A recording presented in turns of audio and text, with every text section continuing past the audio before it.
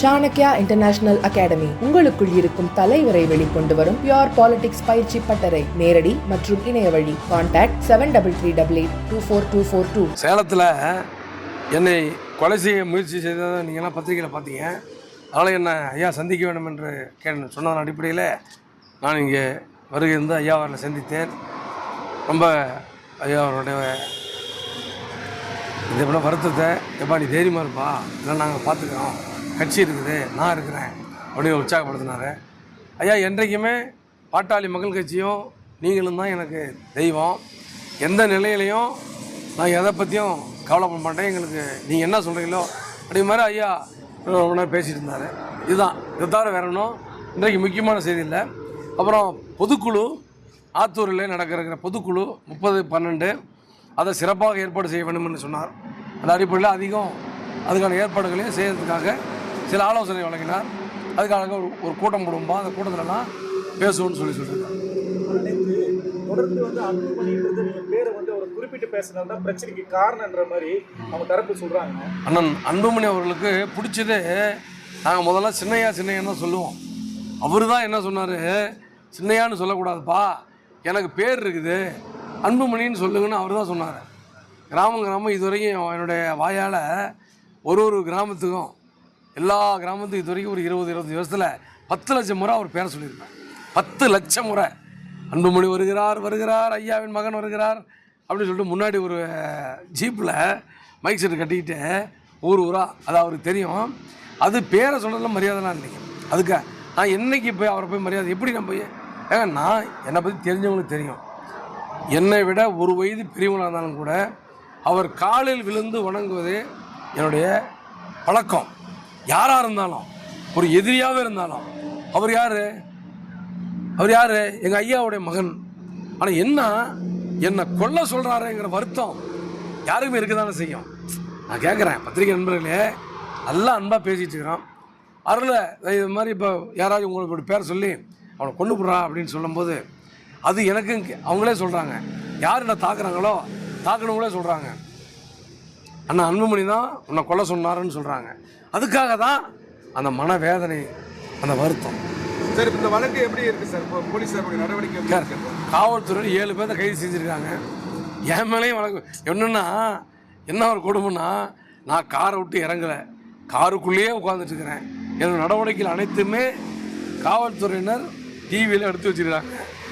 என் காரை உடைக்கிறாங்க, அவங்க மேலேயும் அதே வழக்கு, என் மேலேயும் அதே வழக்கு. அதுதான் ரொம்ப ஒரு வருந்தத்தக்க செய்தி. இருந்தாலும் கூட இன்னொன்று இதை விட கொடுமை, இவங்க நம்ம முன்னாள் தலைவர் அன்புமணி ஆட்கள் 2 எம்எல்ஏக்கள் அவர் அனுப்பிச்சுட்டு சேலம் எஸ்பி ஆஃபீஸுக்கு முன்னாடி மறியல் பண்ணுறாங்க. அங்கே எஸ்பி அலுவலகத்தை முற்றுகையிட்டு என்னென்ன என்ன கைது செய்ய சொல்கிறாங்க. எல்லாம் கால கொடுமைன்னு தான் சொல்லணும். சரி சார், திட்டமிட்டு வந்திருந்தால், நான் கேட்குற திட்டமிட்டு வந்திருந்தால் எங்களிடத்தில் ஆயுதங்கள் இருந்திருக்கும். நாங்கள் ஒரே ஒரு சின்ன தடி கூட இல்லை, தண்ணி பாட்டில் கூட இல்லை, அமைதியாக வர்றோம். நாங்கள் ஒரு ஒன்றிய செயலாளர் அவங்க அப்பா இறந்துட்டார். அங்கே போகிறோம். ஆத்தூருக்கு போகும்போது என்ன ஆர்ப்பாட்டம் பண்ணி அடிக்க பார்த்தாங்க. ஒரு பாதுகாப்புக்கு நான் வர்றேன்னு சொன்னேன். அங்கே உள்ளூருக்கு கட்சிக்காரங்க வர்றாங்க, எங்கள் மாவட்ட செயலாளர்களும் அந்த இளவுக்கு வரேன்னு சொல்லிட்டு வர்றாங்க. இதில் நம்ம ஒன்றும் சொல்கிறதுக்கு ஒன்றும் இல்லையே. நான் போய் திட்டமிட்டு போயிருந்தோம். அவங்க ஒரு இடத்துல திட்டமிட்டு கல்லை குமிச்சு வைக்கிறாங்க. நீங்கள் பார்த்தீங்கல்ல, அந்த புகைப்படம் எடுத்துகிட்டு ஆயுதங்கள், கத்தி, நம்ம பெரிய இரும்பு ராடு, இது எல்லாத்தையும் எடுத்துக்கிட்டு வந்து என்னை தாக்க வர்றாங்க. நீங்கள் அதெல்லாம் பார்த்துருக்கீங்க. ஆக என்னை பொறுத்த வரைக்கும் நான் அந்த மாதிரியான எந்த திட்டமிடலும் இல்லை. நாங்கள் ஒன்றும் இல்லைம்மா, நாங்கள் போகிறோம், ஒரு காரில் இருந்து அப்படியே சர்ன்னு வண்டி வந்து நிறுத்துறாங்க. எங்கள் வண்டி பிளாக் பண்ணிட்டு அடிக்கிறாங்க. என்னை பாதுகாக்கிறதுக்காக என்னை சுற்றி ஆட்கள் இருந்தாங்க. ஆனாலும் கூட அவங்க கல்லில் அடித்த உடனே எல்லாம் சிதறி ஓடிட்டாங்க. சரி சார்,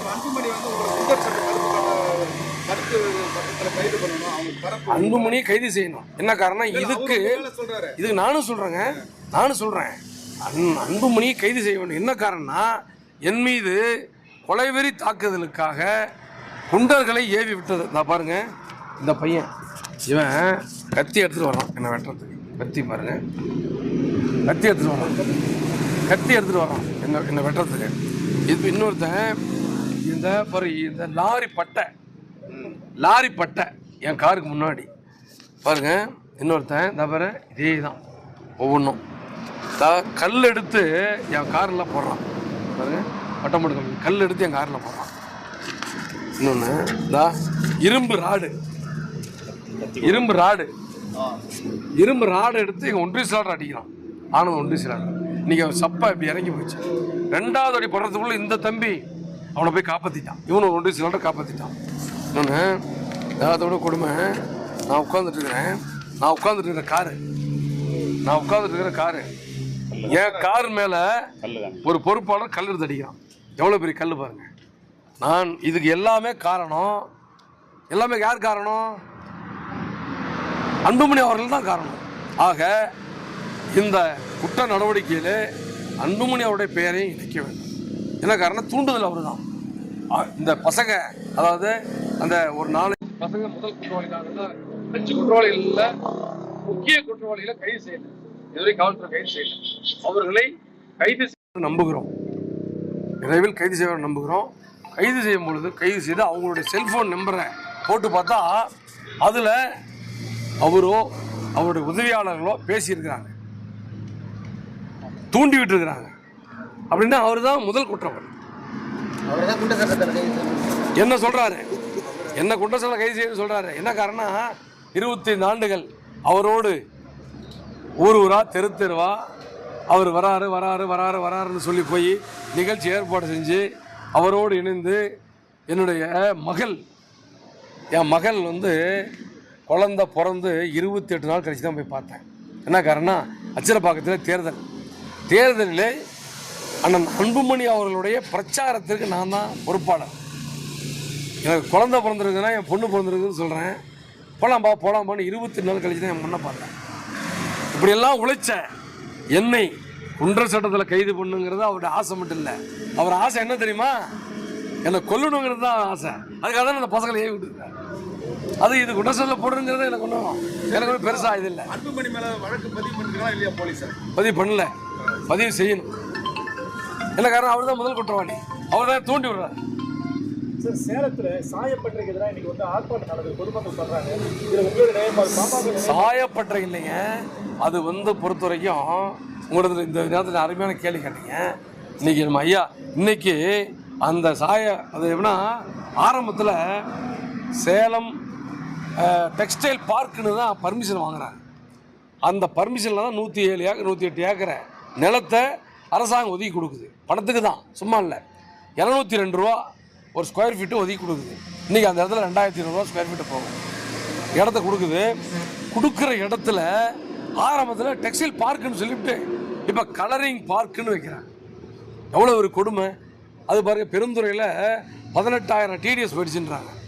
இதை நிச்சயமாக அனுமதிக்க முடியாது.